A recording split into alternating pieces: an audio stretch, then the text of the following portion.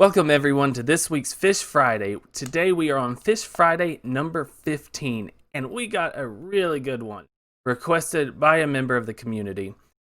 This fish can literally knock your socks off, and that fish is the electric eel. Move my camera. It was in the wrong spot.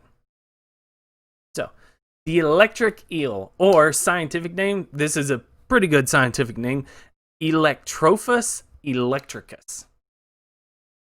Electrophus electricus. Pretty cool. However, this is not an eel. Eels are a complete separate family, separate order. This is not an eel. It's called an eel, but this is actually what is called a knife fish. Knife fish are a completely different set of fish than eels. They do have some similarities, but not really once you start them. Electric eels are a member of the family Gymnotidae, which are known as the naked back knife fish. They don't really have a dorsal fin. None of them do. And fun fact, until 2019, this was the only member of its genus. So the only member of Electrophus. Then they came out and they found out that there's actually a total of 3, depending on head shape, different small physiology, physical characteristics, things like that. All members of Gymnotidae have organs that are adapted to the exploitation of bioelectricity. That's what everyone thinks of when they think of electric eel, bioelectricity. As you can see, they have an elongated cylindrical body with an elongated anal fin. This right here is all one fin.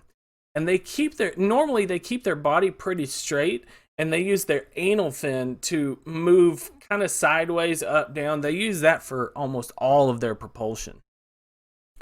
These typically full grown get to about 2 meters long, which is about 6 feet 7 inches. So a little over 6.5 feet. That's your typical one. They get a little bigger, a little smaller.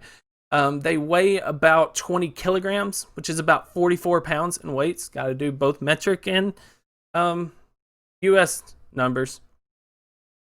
These are the largest species of knife fish. So there's a lot of different knife fish species out there. Your black ghost knife fish, your glass knife fish, which is its own family, actually. Well, glass knife fish is a family. You'll get into that. As you can see, they are gray, brown, and black on the back. And on the belly, especially at the mouth, they get a yellow or orange color. As you can see kind of here, it can fade out a little bit. However, they do not have scales. If you can see right there, a lot of people think fish have scales. No, some don't. In fact, many don't. You'd be surprised. They are an obligate air breather. And something interesting, most of your fish that are obligate air breathers, they have specially vascularized swim bladders, which, remember people, swim bladder is the organ that fish use to maintain neutral buoyancy in water. And air breathers normally have a highly vascularized one to kind of pull air from the swim bladder. However, this one actually uses its tissue in its mouth for air. So it does not actually have that vascularized swim bladder. It's actually absorbing the oxygen through the tissue in its mouth, or buccal cavity. Something interesting to note on this is nearly 80% of the oxygen that this fish uses is pulled into the body through this way. So nearly 80% of the air that this animal must use or the amount of oxygen is pulled from this. The other 20% are going to be through the skin and your normal small gill. It has relatively small gills, but it's going to pull through the. As far as diet, it is a generalist carnivore. It kind of eats fish, insects, small mammals, whatever falls into the water that it can find, it'll kind of eat anything except for plants. As far as reproduction goes, and we'll get into the electricity, guys. I promise you, we'll get into the electricity. But something that's actually really neat on this is their reproductive habits. Males in the dry season, when the waters recede, the males will go up into the super shallow mud and actually make a nest with their saliva or their spit. And in that saliva, the females will lay their eggs. Then during the wet season, they'll hatch. And you'll have up to 3,000 young will hatch from the nest. Something else to note, as soon as those eggs hatch, they will eat all the other eggs. They'll start trying to eat the rest of the eggs. They'll eat any of the smaller little fry. They'll eat anything around that nest. So, I don't know. Now, the thing that people are most concerned with or most want to know about, y'all have been waiting for it. I know it. The electricity. Everyone knows the electric eel can produce electricity. However, do you know how they produce electricity? Or even better, what they use electricity for? You ever thought of that? So, the electric eel has 3 pairs of abdominal organs. Hello there, Bavor the duck. Hello there, duck. We're just going to call you duck. They have 3 pairs of abdominal organs. They have the main organ, the hunter's organ, and the sacs organ. Those 3 organs are what produce the electricity, and they take up, I want to say they take up like 75-80% of the way of their body cavity. Like, it's a large part of their deal. Maybe 80% or so. And what these organs do is the organs will actually help them generate 2 different kinds of electrical discharges. They produce both a high voltage and a low voltage charge. And how they do that is these organs are made up of what are called electrocytes, which they almost look kind of like muscular tissue. And they're lined up so that the ions or charged particles can flow through them, and they're stacked on top of each other. So just stacked and stacked. When the eel thinks that it has found some prey or it needs to release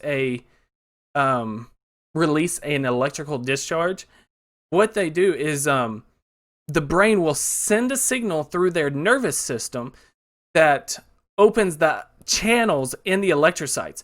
And surrounding the electrocytes is highly concentrated sodium ions. Those sodium ions are pushed into the electrocytes, which creates a difference in electric potential. And that is what releases the electric current. That's very similar to how a battery works, actually. I don't know if you've ever looked at the inside of a battery, but that's how a battery actually works. Hold on. I got to sign into my notes real quick. Thank you so much for that follow, Borv the duck. Now, okay.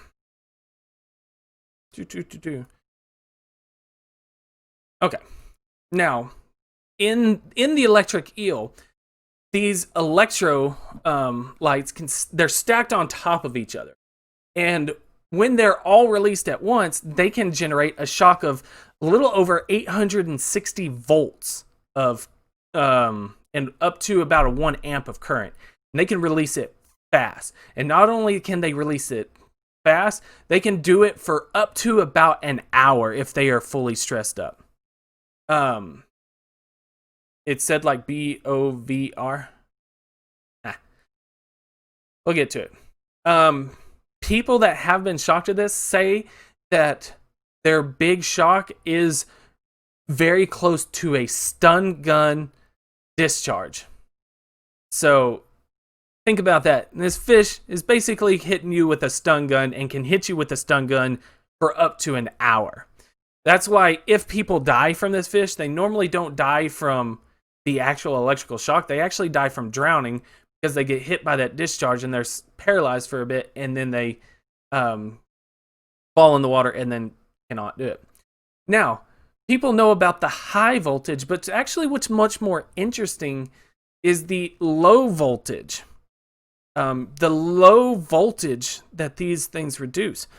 The low voltage, the low volt electric discharges that these do, they are actually used for both communication and for finding prey. These live in very dark, stagnant, heavily tannin waters. Very slow moving. That's actually why they're air breathers. Remember, as we discussed multiple times, if it's an air breather, normally it's living in very anoxic conditions, which is normally meaning very slow, heavily organic, overloaded waters, and usually darker as well. So the low voltages they will use to look at for the surrounding environment, and they can even use it to look for plants and wood. It's it's electrolocations. Now, when they're hungry, now they can use their low voltage. I should say this: they can use their low voltage for looking for prey, but normally it's for just for knowing where they are and for communicating. But the high voltage is what they really use to detect prey and to also stun them. Now, how they do this is when they want to, when they are swimming around and they think that there's something nearby that they may want to eat, they release what is called a doublet, which is a quick pair of electric shocks that are 4 milliseconds or 2 milliseconds. I can't remember. They're separated by just a couple of milliseconds. And what it is those two pulses cause the animal that they potentially want to eat to twitch if it's nearby. If they sense that twitch, they immediately turn on all their juice, putting on a string of high voltage pulses that is actually up to 400 per second. So imagine that you're getting hit by a stun gun 400 times per second.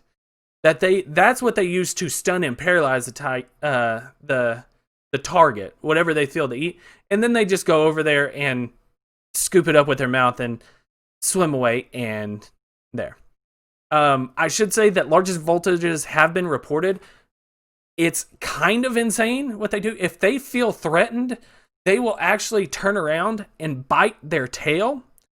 And that causes a continual electric current that allows it to build. There have been voltages going up to 2,000 volts.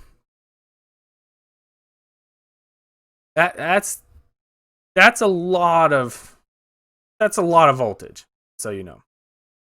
Just so you can also realize, they do have a bunch of receptors all over their body that detect these electrical impulses.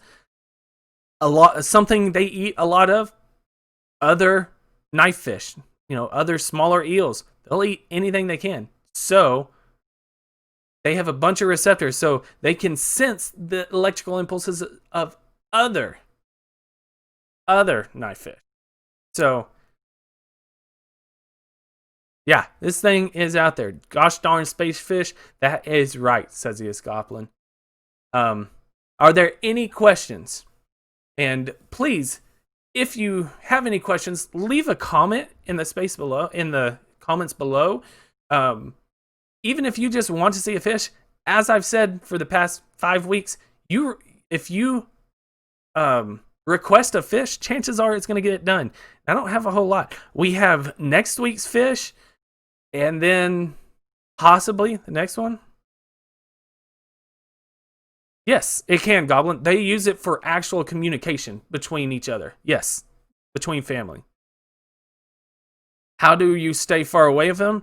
All knife fish live in the South America. So basically, stay away from especially the Orinoco River Basin.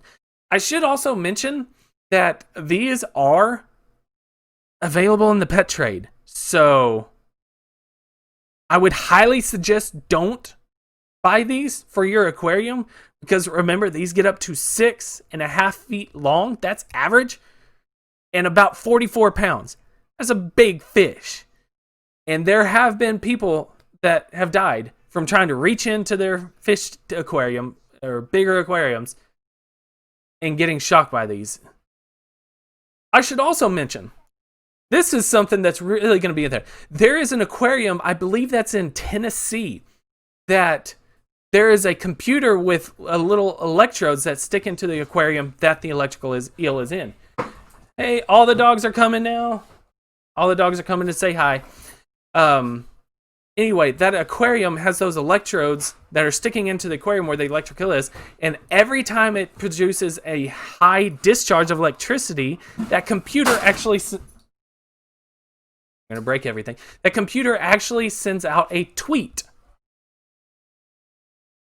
I'm not making this up. There is an aquarium that when an electric eel decides to eat and it's like, pop, big electricity, that computer sends out a tweet. Oh, Goblin, for those of you who don't know, I play games. You've seen my other channels. Most people have found me through video games on this. This is by far my favorite part of the week. Absolute favorite part of the week. And kind of on that note, I should also mention, we are now going to be doing a special segment from here on out on Mondays. There will be another videos that I release on Monday or done on live stream if you care to come, that will actually be looking at reptiles and amphibians. It was highly requested. A lot of people have asked about, they want me to do this turtle or this salamander, or can you do this, can you do that? And so many people have asked for it, and I've enjoyed these so much that I'm like, let's bite the bullet. We're going to go to Herp Monday. So thank you guys so much for coming in. I really appreciate it. I hope to see you again. Please leave a like, comment, and subscribe. If you do, I would really appreciate it. Take care of yourselves. Take care of your loved ones. And peace.